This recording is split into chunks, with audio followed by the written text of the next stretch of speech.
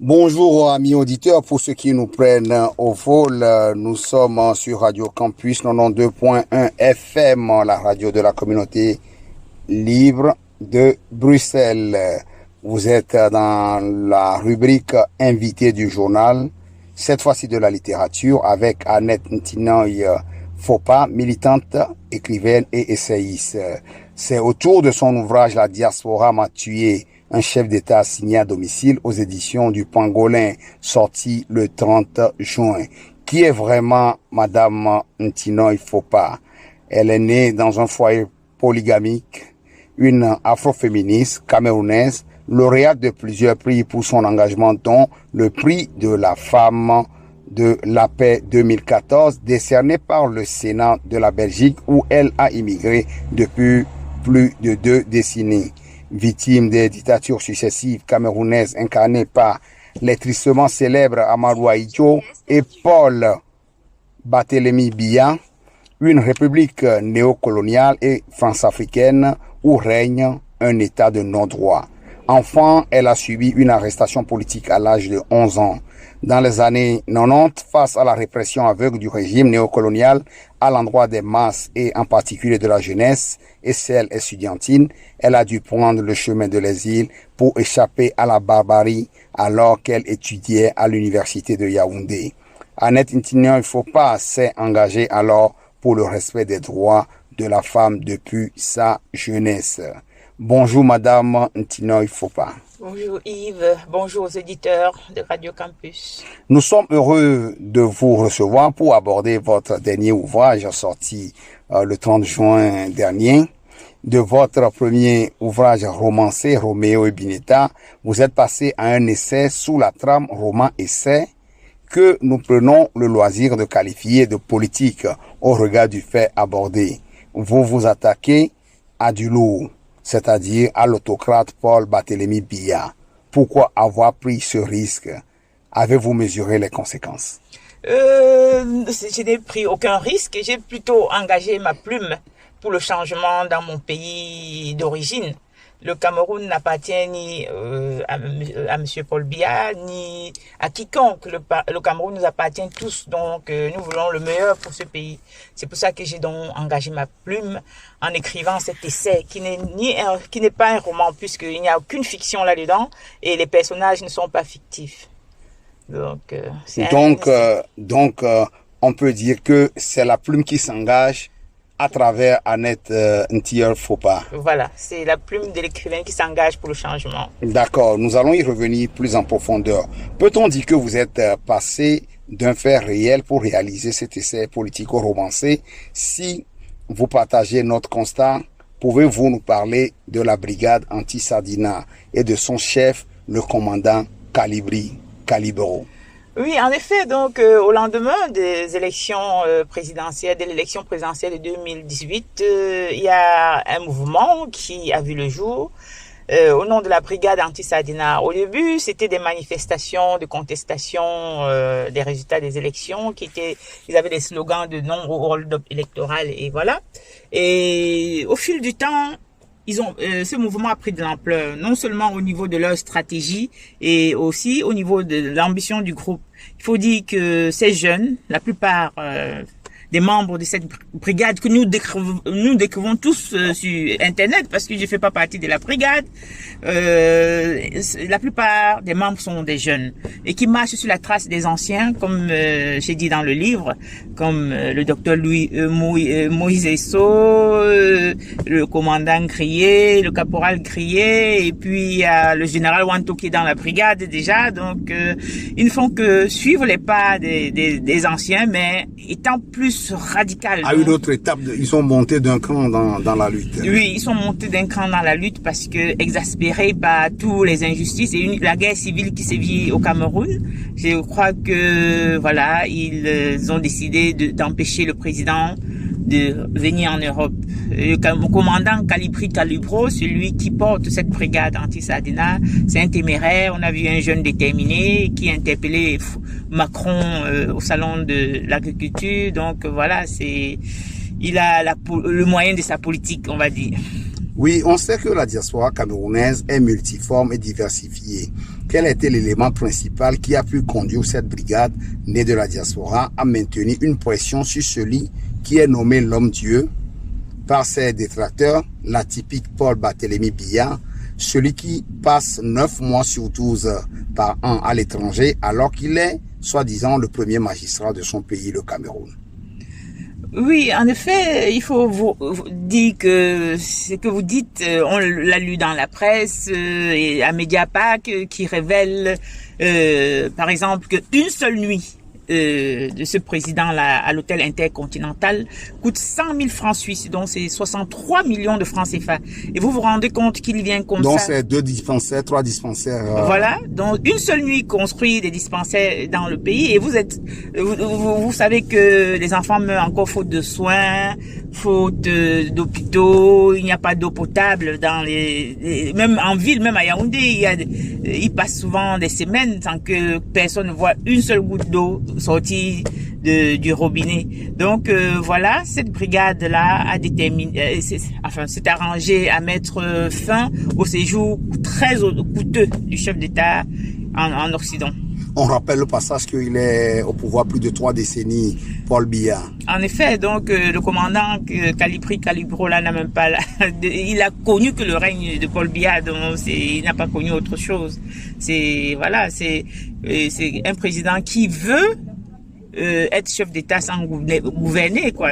Parce que c'est une fonction régalienne qui nécessite une présence constante au pays. Donc depuis lors, l'homme-dieu Paul Barthélémy Biya est assigné à résidence dans son propre pays par les actions des activistes de la brigade anti-Sardina. Dans une interview à nos confrères de Kamep Mbeu, vous aviez dit que la brigade anti-Sardina a tué Paul Biya. Paul Biya est mort. Pouvez-vous nous en dire plus?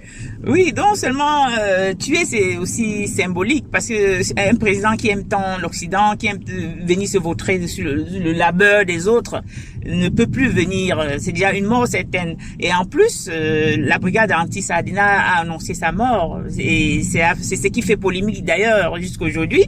Un beau soir, lors d'un direct, la brigade anti-Sardina nous a annoncé la mort de ce président de la République, Paul Biya. Donc voilà, et puis cette mort est confirmée par plusieurs faits. Donc depuis le mois de mars, on n'a plus jamais. Depuis la crise sanitaire, il a été absent. Oui, jusqu'aujourd'hui. Donc crise. Voilà, il faut aussi dire que au vu de son âge, la mort peut être aussi symbolique parce que il est âgé. Octogénaire. Oui, 86 ans, connu parce que il faut dire qu'à l'époque on était né vert, donc on peut dire qu'il a 90 ans. Et vous savez où se trouvent les personnes âgées ici? Ils sont dans les maisons de repos et on prend soin d'eux. Nous ne devons pas affliger à ce président de gouverner, de travailler jusqu'à mort sans suite. C'est pénible. Oui, c'est pénible. Il faut respecter la personne âgée. En effet, je crois que c'est ça. Il a le droit au repos comme tous les êtres humains. Il a beaucoup peut-être travaillé. Bon, le bilan, on n'en débat pas, mais il est temps aussi qu'il passe la main parce que l'ancien président qui était Ahidjo, oui, il a passé la main alors qu'il n'était pas aussi vieux. J'ai dit qu'il s'est senti fatigué, il était malade, il a passé la main. Est-ce que pour nos auditeurs, pourriez-vous passer rapidement la structure du livre? Oui, en effet, le livre, c'est pas du roman, c'est un essai qui trace les faits, donc qui parle de la naissance de la brigade anti-Sardina et tous ces boycotts, on va dire qu'ils ont commencé par boycotter les artistes.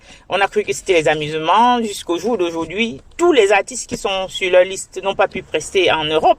Donc, quand on annonce un artiste blacklisté, ils sont là devant la porte du concert, ils attendent jusqu'au matin pour que l'artiste ne puisse pas prester. Ils ont boycotté les chefs de village parce qu'ils ont été corrompus par le pouvoir en place. Et voilà, les quelques rares chefs qui se sont pointés en Europe ont eu l'humiliation de leur vie.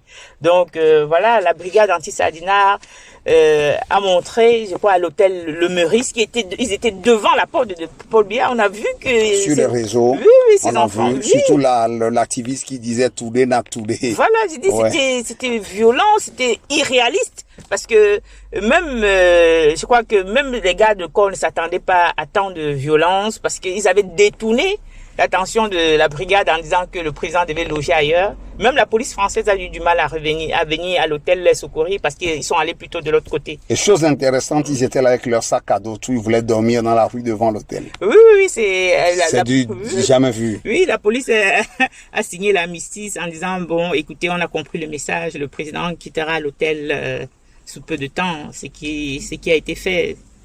Donc, c'est une dizaine de chapitres avec une conclusion. Je vous invite vivement à lire cet ouvrage parce que cet ouvrage, il est rempli d'anecdotes et en même temps d'éléments de formation pour tout militant, tout activiste africain.